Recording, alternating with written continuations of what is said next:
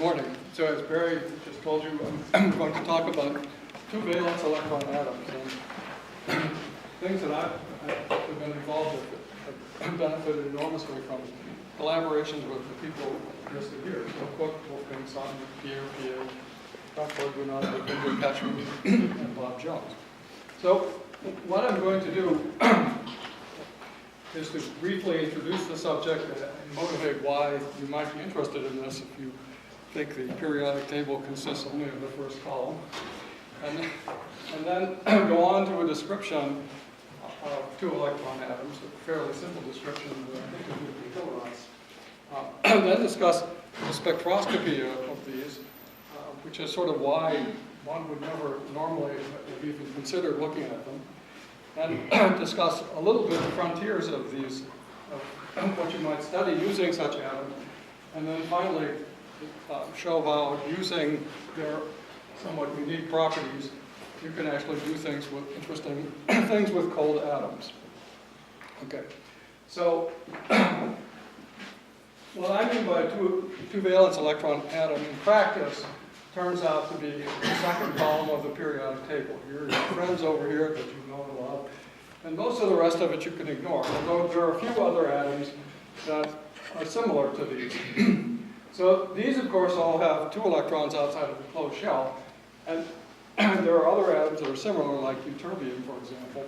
But the point that's really important is that the ion has easily accessible, that is, states which aren't, excited states which are not so high up that you can't reach them with a laser, and that the excited states be isolated. Okay? So that means the true electron atom is helium because all of its excited states are degenerate. This I'll come back to in a second. That's actually turns out to be much more complicated than looking at these. In the alkaline earth atoms, the excited states of the ion are just a couple of eV above the ground state of the ion, so you can excite them with a laser. In the alkaline earth atoms, there are, of course, the excited states, but they're 20 eV above the ground state of the ion. So from a laser point of view, they're inaccessible. Okay. Now, from the point of view of cold atoms, two electron atoms offer a very interesting probe of Rydberg states or cold plasmas. And this has been done a lot by Tom Killian and Scott Ferguson, who've analyzed strontium and calcium plasmas by exciting the ion and looking at the fluorescence or the absorption of that light. And it's recently been used at Durham by Matt Jones, Charles Adams, and their students to study strontium. And I will come back to the two of these recent applications that involve the doubly excited states. And they also present a way that you could imagine cooling Rydberg states of, say, strontium or ytterbium that you couldn't do with the Rydberg state of something like rubidium. Okay. So more generally, multi-electron atoms exhibit phenomena that you don't see if you only have one valence electron. Autoionization being a principal one. And the other thing that's interesting about two electron atoms is that they're actually very interesting models for much more complex systems. For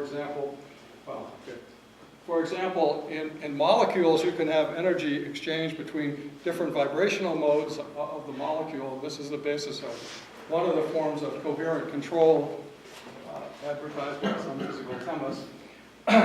But you can see the same kind of phenomena in a two-electron atom, and I believe Frederick Merck will also point this out in his talk immediately after this. It's also, these doubly excited states form a way that you can study the three-body problem. And Jan-Michael Rost is one of the world experts on this subject.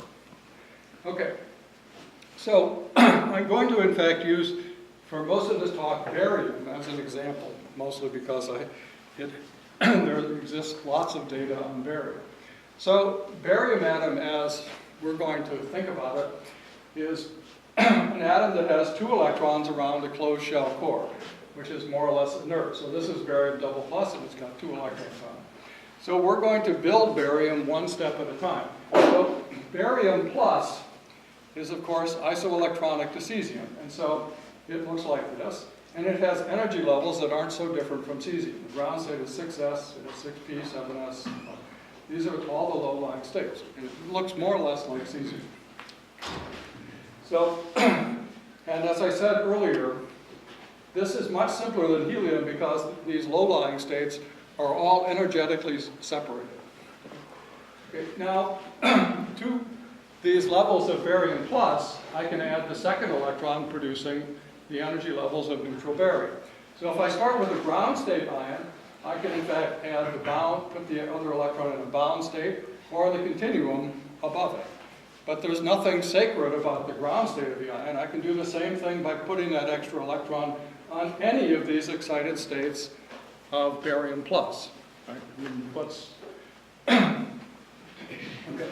Now, as you can see, if I have a state that's converging to this 6p limit or the 5d limit, it's quite possible that it will in fact lie above the 6s ionization limit. And in fact, it's degenerate with the 6s epsilon L continua, and it can in fact auto-ionize into it. Okay. Well, I'll come back to how that happens a little more later. The other thing that can happen is I can have, in fact, the states converging to some of these lower lying states of the ion can actually lie below the first limit, and they follow up the regularity of the Rydberg series. So these two phenomena, autoionization and series perturbations, are in fact the two things that just don't happen for all practical purposes in the alkali atoms. Okay. So if I go back to helium for a second, okay, helium plus looks just like hydrogen, so the helium plus levels are 1s, 2s and 2p are degenerate, 3s, 3p, and 3d are degenerate. So when you put an extra electron on helium plus, right, you now have helium plus with an electron not so far away. That electron produces a field at the helium plus. Okay, what will the field do to these degenerate levels? So basically it's just like the Stark effect in hydrogen. And in fact, what happens is, for each of these n states, I've only showed it for n equal 2, you wind up producing what are, for n equal 2, are called plus and minus states, and these were first observed by Madden and Codlin. So in fact, helium, while it sounds like it's the easiest possible case to study, is probably the worst. Okay.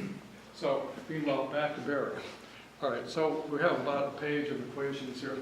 So you can easily write down the Hamiltonian for the barium atom in the following way. So this is the kinetic energy of electron 1 and electron 2. And each of these two electrons is in a potential due to the barium plus core. And if I get far enough away from the barium plus core, the potential is just 2 over r, right? It's just the Coulomb potential for charge 2. And then I have the 1 over r12 repulsion between the two electrons. Okay, so this is probably not the best order. If we're interested in the Rydberg states, we're interested in the case in which one of the electrons, number 2, is way outside of number 1. And so with that thought in mind, we can rewrite this Hamiltonian like this. So we write it as H0, which is the set for, in which I put in this 1 over r2 here and take it out here. So I make it as this sum.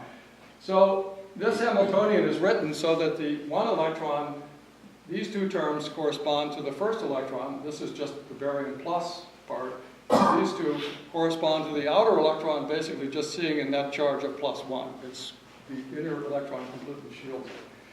So if I ignore H1 and solve this, it's clear that the solution to this is just a product wave function, a barium plus wave function from this equation, and a hydrogen wave function from this equation. Okay, so this isn't perfect, but it's not bad. Okay, and of course the energies are just the energy of the barium plus state plus the outer Rydberg electron. So this is the energy of barium plus minus 1 over 2n squared. Okay, so basically we've just tacked hydrogenic energy levels onto every state of barium plus. Now that's all we've done. Okay, so in this approximation, actually, so I now have all these states. If I never include that term in the Hamiltonian H1, The only way a state up here, say 7s-NL, could decay is by either of the two electrons decaying by itself. So I could leave the outer electron in the NL state and go from 7s to 6p, or for example, if I started in this case, I could leave the 5d electron alone and fall down, say, from 20p to 18s. Okay, so in other words, to decay, each electron does it all by himself, right? That's all there is to it. But if I go back and reintroduce this term that I threw away, okay, in the case that R2 is much bigger than R1, this FR2, the potential that the electron sees from the barium plus, is just 2 over R2, canceling one of these. And I'm left with this potential, which is simply the higher multiples of the interaction between the two electrons. Okay, so it has this form. So of course, I've just stopped at the quadrupole term, but so this is the interaction between the dipole of the core and the field from the outer electron, the quadrupole of the core, and the field gradient from the outer electron, etc. So these are all we're probably going. These are all we're going to need. And as I said earlier, having these couplings, often called configuration interaction, leads to, say, the autoionization of this level into the degenerate continuum. And in this region, it leads to the perturbation of the bound state spectrum. So what's always true, though, is that you always have to conserve parity and angular momentum in these interactions, because everything is happening inside the atom. I mean, we're not applying a field to it, so its parity and its angular momentum have to remain the same. Okay. Oops. Now, one of the things I would like to demonstrate first is that autoionization and series perturbations don't sound like they have anything to do with each other. But they're intrinsically essentially the same. And you can see this from a phenomenon called forced autoionization. Okay. So let's imagine that I have a series of states here, say, converging to the 5D state of barium plus. So this might be 5D 8D, 5D 7D, and these are the 6s and D series of barium plus. This is the example I'm about to use. So in zero electric field, this state, due to the coupling to the continuum, becomes an autoionizing resonance. This state basically perturbs the regularity of this series. Now, when you put on an electric field, you can actually depress the limit from the zero field level down to someplace below where this perturber is. And when you do that, actually this screwed up Rydberg series turns into a resonance. Okay. And this was demonstrated in barium by exciting, several different ways, but I will show you the case in which this state, which was 5D 60, was excited. And then a laser was scanned to look at the region of this 5D 7D perturber in the 6s ND Rydberg series. Okay, so here's the ionization limit. So when you scan this laser and detect all of the atoms that you produce, you observe the following spectrum. So in zero field, as you scan the laser over the limit, you can see these three autoionizing resonances. And below the limit, you can see what are Rydberg states. I've now learned that lately I thought if you take a paper from PhysRev, or any of the PhysRev journals, you can take the PDF file and copy it, and it makes a perfectly good picture. If, however, you take paper that was not submitted digitally, you get kind of crummy pictures like this. But anyway, so these are the Rydberg states that contain mixtures of this, admixtures of this 5D 7D state. So in zero field, here are the perturbed Rydberg series, Rydberg states. When you apply a field of 7.5 kilovolts per centimeter, which moves the ionization limit from here down to someplace like this, these Rydberg states turn into just what's called a forced autoionization resonance. But it looks exactly like these, right? So it's basically exactly the same thing. The configuration interaction is the same whether it's above the limit or below the limit. And that's, of course, that is actually the basis of quantum defect theory. Now, if you're interested in playing around with Rydberg states, these perturbed Rydberg states have sort of interesting properties. For one thing, they obviously have larger excitation cross-sections than the Rydberg states right over here. And that's because you can in fact excite them via their valence character, their 5D, 7D character. Of course, the corollary to that is that they also have shorter lifetimes. And this is an equally hazy picture showing the variation of the decay rates, which I'm sure you can't read. Actually, so there are units of 10 to the 6th per second. So the line along the bottom here, the triplet states that sort of are exhibiting the expected Rydberg radiative decay rates, and where this perturbation is due to the admixture, say at this state of a lot of the 5D, 7D state, it decays about 50 times faster. So, and actually it's turned out precisely this phenomenon actually has to be taken into account if you analyze what happens if you try to analyze a plasma by looking at the recombination. This is pointed out by Francis Robichaud. I mean, that is, that due to perturbation, some of these Rydberg states decay a whole lot faster than you would have thought they would. Okay, so I would like to then return to autoionization, that is, which is really probably, in a practical sense, the most interesting aspect of these. So let's consider a barium 6p ND state, and let's let it autoionize into the 6s epsilon F continuum. So I can compute that rate using Fermi's golden rule. It's just the square of the matrix element. I've assumed that the continuum state is normalized per unit energy. If you look into the literature of this, all the quantum defect theory papers are written that way. Okay, so this expression actually can be written as a product of two matrix elements. One is just the ionic dipole transition from 6p to 6s, and the other is a 1 over R2 matrix element for the d electron going into the epsilon F continuum. Okay, so this doesn't change. This is something like 5 atomic units.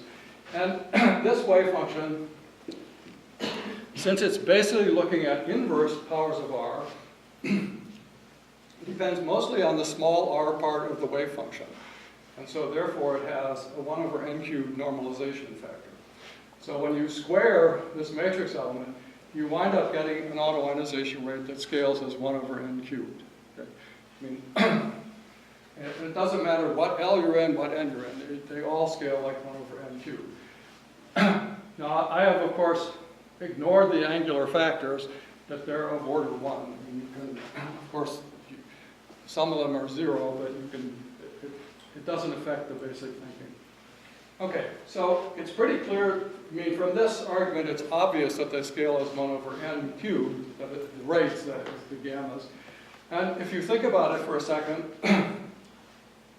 it's also clear that since any of these autoionization processes require, due to this matrix element, require that the outer electron come close to the core, as I raise the angular momentum of the outer electron, there's a centrifugal barrier that keeps pushing the electron out. And so the autoionization rates fall really rapidly with L. Okay. So you can in fact recover a simple picture of this. Okay. So let's imagine that I have my here's my barium atom, here's the core, with the electron in the 6p state. Here's, say, an ND outer electron that's going around. So every time this electron comes around, it has a chance to scatter superelastically from the barium plus ion core. Right? I mean, electron scattering can in fact increase the energy of an atom, or it can decrease it and take away energy. So superelastic scattering is this thing coming around here, de-exciting the barium plus from 6p to 6s, and then leaving with all that energy, right? So if it de-excites the barium plus, it gets 2 eV of energy, and it leaves. Okay. So the frequency of the orbit is 1 over n cubed, right? It's just the Kepler frequency. And so then the autoionization rate is this frequency multiplied by the the scattering probability per pass. Right? Okay, so the 1 over n cubed is obvious. And if you look at these two pictures, it's also obvious that this electron in a high L state never comes near the core, and so its scattering rate per pass is essentially 0. Whereas in a low L state, it comes very close to the core, and so you have a high scattering rate. So it's easy to see why you have the 1 over n cubed autoionization rate and why they fall down so quickly with L. Okay. Okay. So one last point I would like to make is that in atomic physics, we tend to think of the dipole approximation as something that works almost all the time, or often we just ignore anything else. And that's because we're frequently exposing atoms to light. And in almost all cases, the light has a wavelength that's huge compared to the size of the atom, so you can use the dipole approximation. However, in a process like autoionization, this is not true because in the dipole and quadrupole, it's just a different inverse power of R. In both cases, the whole effect happens because the outer electron comes close to the inner electron. And so there's not the huge difference that there is in light. For example, barium states converging to the 6p3½ state of the ion have a similar likelihood of autoionizing into the continuum above the 6p1½ state of the ion as into the continuum above the 6s continuum of the ion. And this is a quadrupole and that's a dipole process. So in some cases, and for low angular momentum states, these rates are comparable. For high angular momentum, it's not true. And so you could use the dipole assumption that you know and love. Okay. All right. So, the one other thing I would like to point out is that if I in fact have a level that's coupled with continuum, this broadly can be as much as 30% of the n spacing. In other words, you could have something like a 30% probability on each pass of autoionizing. And so what in our original no configuration interaction model turns out to go from a sharp level into one that's broad. And there's also a phase shift in the continuum, which I'll come back to that in a second. So let's think about for a second how you would study these autoionizing states. So historically, they were studied by absorption spectroscopy from the ground state. And the ground state in barium is actually a superposition of many different sort of single configuration states, all of which have total angular momentum 0 and even parity. So these are examples of constituents of the ground state. It's called 6s squared, but it's got all of this stuff in it. And so if I'm interested in the region where, say, these autoionizing 6p and s states are, this doesn't look like you could get there from here, but because of this admixture, you can. And you can, of course, also just knock one of the electrons off into the epsilon p continuum. So you, in fact, have both of these processes that can happen. And if you weren't thinking too hard, you might expect that you would get a spectrum that would be the continuum absorption with the absorption to this autoionizing state piled on top of it. Well, actually, when you do this is a VUV spectrum from Brown and Ginter to the region of the 6p1½ and 6p3½ states of barium plus. So this is in order of increasing photon energy. So here's the 6p3½ limit, and we don't see quite what's advertised here. Basically, you see all these funny-looking lines. These are clearly Rydberg states, mostly 6p and d converging to this limit. These are their effective quantum numbers. And here is the 6p1½ limit, and you've got this really awful looking stuff in here. Okay. So I guess the point is that even in the relatively simple part of the spectrum up here, it doesn't look anything like a nice Lorentzian on top of a smooth background, which is what you might have thought. Okay, so how do you understand what you look at? Well, the classic way of doing this is due to Fano.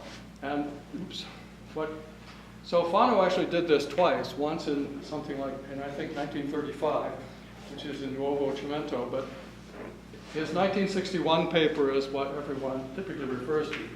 And so, as pointed out in both of those papers, actually, if you do the experiment we just discussed, whether you excite to the, the doubly excited state or directly into the continuum, the bottom line is that you always wind up with a free electron.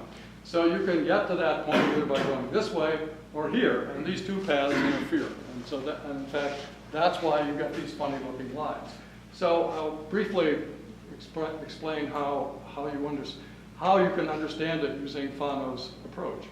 So he starts off with a discrete state here, which is coupled to this flat continuum by this constant matrix element V, and this is the energy of the continuum.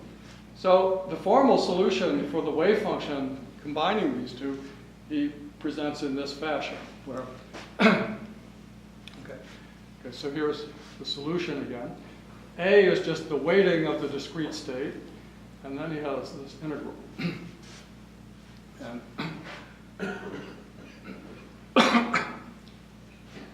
which has this form. Okay, so A, which is the weighting of this discrete state, varies as the sign of delta over the coupling. So delta is simply the phase shift through the continuum. And if you look at this carefully, this is actually the inverse of the energy scale relative to the width of the resonance. So the resonance itself, or that is to say, what the bound state looks like, or how much of it there is, or the spectral density, looks something like this. And so it in fact is roughly Lorentzian at the point where the continuum phase changes. So Charles Adams mentioned this the other day, but there's a phase shift at the continuum. If you've ever considered something as simple as an AC circuit, there's a phase shift of pi between the current and the voltage as you go from above resonance to below. Far below resonance, only the capacitor matters, and far above, only the inductor matters. And so there's a phase shift of pi. Well, the same thing happens to the radial phase of the continuum wave function. There's a phase shift of pi, which basically means that the lobes of the wave function move. Okay? All right. So the matrix element from the ground state, which is, of course, what you square to get the absorption probability, then can be written in the following way. Okay, so this capital phi is actually the initial state, the bound state, times this funny little principal part integral. Okay, so the principal part integral basically is the phase shifted continuum, okay, which I'll come back to this later. It's very tempting to throw this away, but so the total matrix element has two pieces. One that varies as the sine of theta. Okay, so as I go through the resonance, this far below the resonance, this is 0, far above it, it's 0. It's peaked at the resonance. And this one obviously vanishes at the resonance. Basically, it changes sign at the resonance. Okay. So if you write it this way, it's not so clear what you're looking at because of this definition. So a slightly better way of writing this, I think, or at least somewhat maybe less confusing, is to write it in the following way. So this is just the bound state, which has a weighting of sine of the phase shift. Okay, so as I go through the resonance, this goes from being 0 to peaking at the center of the resonance to disappearing again. Okay, this is actually the phase shifted continuum. So my excitation of the phase shifted continuum does exactly the same thing as the excitation of the bound state itself. And then this is the excitation of the original continuum, and that, of course, crosses 0 as I go through the resonance. So the total of this is just A times sine of delta minus B cosine. Okay, and I guess I just said this already. All right, so in Fano's papers, which this is taken right out of his paper, he introduces basically a scaled energy. He scales. Epsilon is just the energy scale in terms of the coupling strengths. And then he introduces what's called the Fano Q parameter, which is just the ratio of A and B of these two matrix elements. So, and in fact, depending upon the Q, you can in fact get different line shapes. So when Q is infinity, that is A, well, B is 0. That is to say there's no excitation to the original continuum. You have a Q of infinity line shape, and it actually is a Lorentzian. On the other hand, if Q is 0, you've got this thing here that's just a dip that looks like a window resonance.